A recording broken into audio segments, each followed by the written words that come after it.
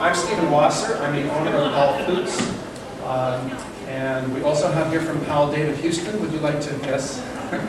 David is also, I'm not a professional flutist. I don't play flute at all. I have to have a read on something to play it. But David is also a professional flutist, and he's been at Powell for quite a number of years.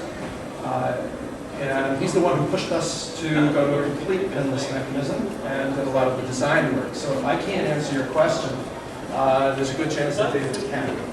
But if I actually asked you, what is a pin mechanism or a pinless mechanism, and what's the difference, I think a lot of people would say, so we're going to test this out.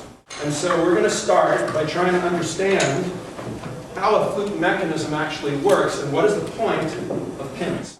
So, now I need one person, you're going to be a pivot screw. Okay. All right, the pivot screw and the screws that go into the ends, and they have little points on the end. If you can see this, there's a little point on the end which simulates our pivot screw. All right, and then it's going to go into a steel. This piece of wood is my steel. All right, and there's a hollow in here, so these two things go in, and it can spin on this. All right, so if you would hold the other pivot screws, so coming out front.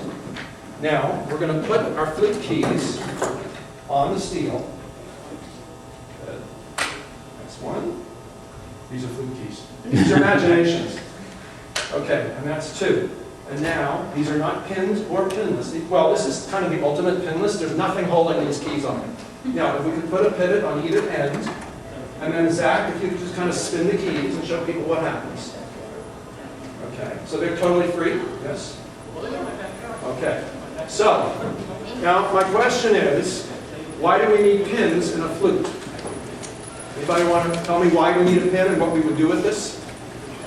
What happens if you want both these keys, assume they're separated by another key in the middle, but in certain combinations of fingerings, you want both these keys to go down at the same time.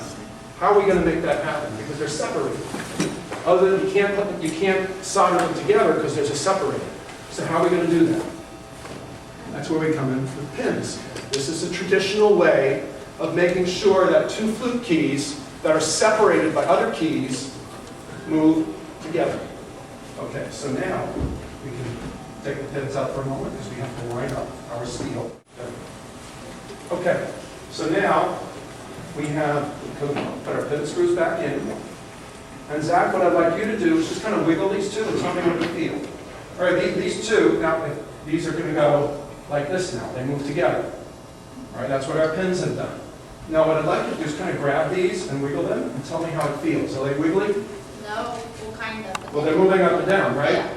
Okay, that's because that's the nature of the pin mechanism. It's only a skinny little pin that's supporting these keys that want to go up and down. That's how flutes are traditionally built. Okay, now we're going to go to the next step. You can put that down, please.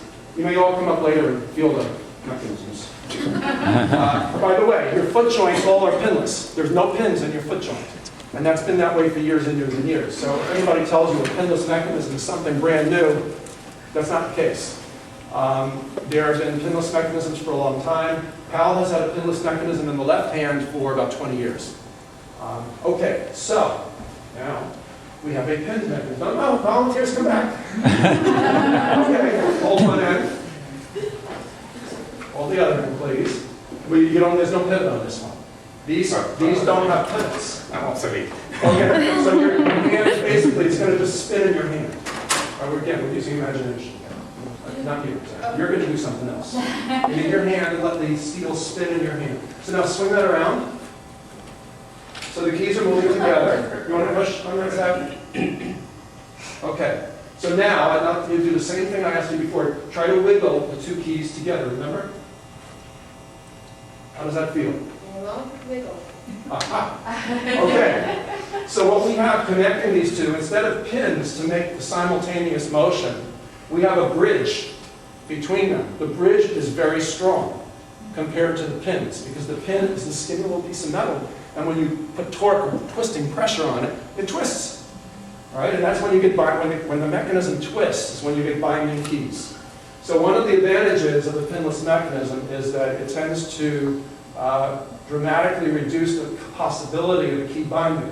Now, a well-pinned flute should not bind. We have Powell flutes that have been out there for 80 some odd years, they don't bind, but they have to be built to a very high level of precision.